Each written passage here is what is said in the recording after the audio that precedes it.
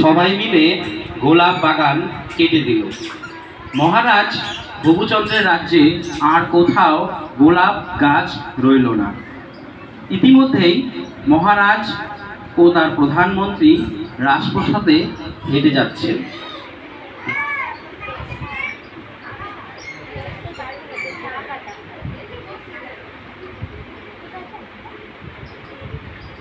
আর গোলাপও নেই, কাঁটাও নেই। এখন পায়ের কি খবর মহারাজ? সবই ঠিক আছে, কিন্তু পায়ে বা ধুলো লাগে যে। মহারাজ, হাঁটতে গেলে তো ধুলো লাগবে। আমি কিছু জানি না, ধুলো সব দূর করো, না হলে চেতন চালো। কি আনন্দ, কি আনন্দ, কি আনন্দ। নাটকের দ্বিতীয় দৃশ্য।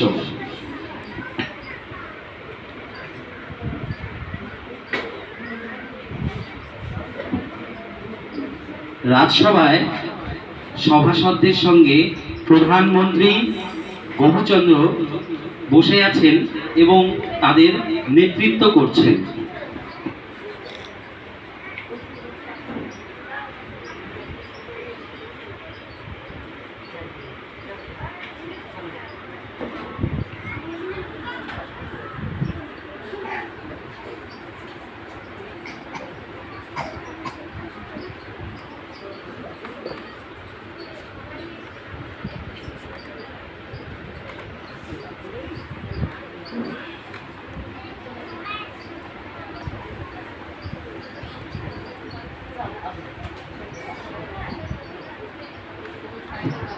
রাজসভায় সভাসদদের সঙ্গে প্রধানমন্ত্রী গোপুচন্দ্র বসে আছেন এবং তাদের নেতৃত্ব করছেন।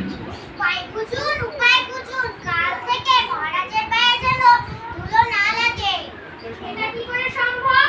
আমাদের পায়ে হাঁটতে গেলে তো আমাদের পায়ে ধুলো লাগবে। চুপ, একদম চুপ।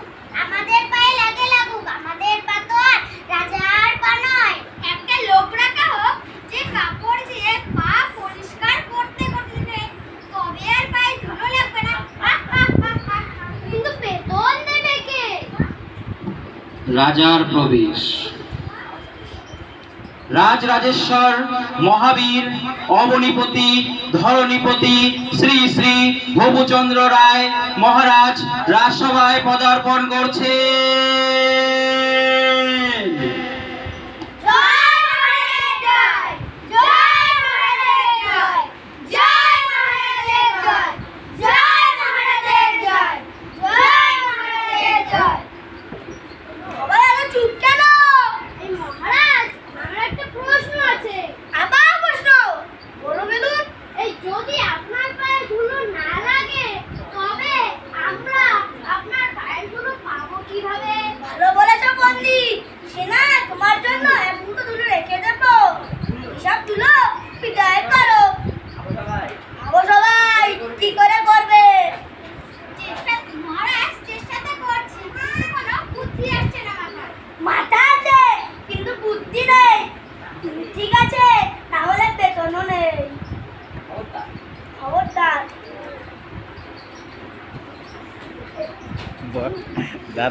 রাজার প্রস্থান।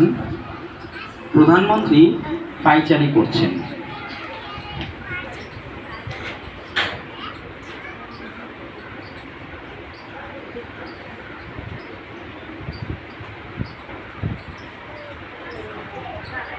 এই বুদ্ধি বলে বইটি খুলে দেখি, কোনো বুদ্ধি বের হয়েছে।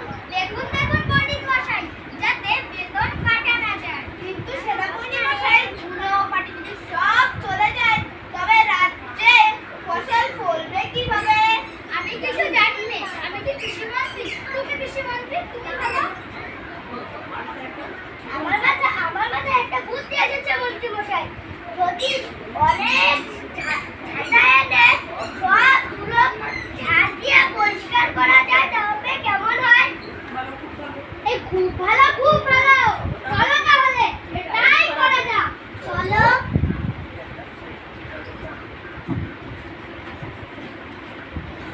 এক এক করে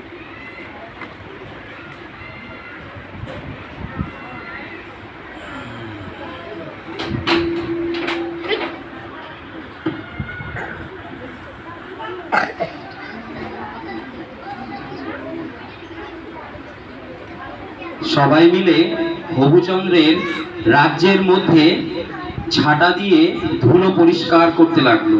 সারা রাজ্যে ধুলোতে ভরে গেল।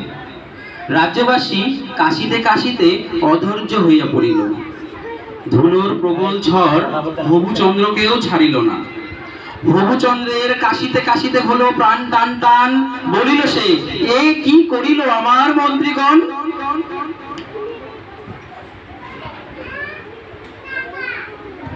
এক জায়গায় রাজ্যের কিছু সাধারণ মানুষ দাঁড়িয়ে কথা বলছে।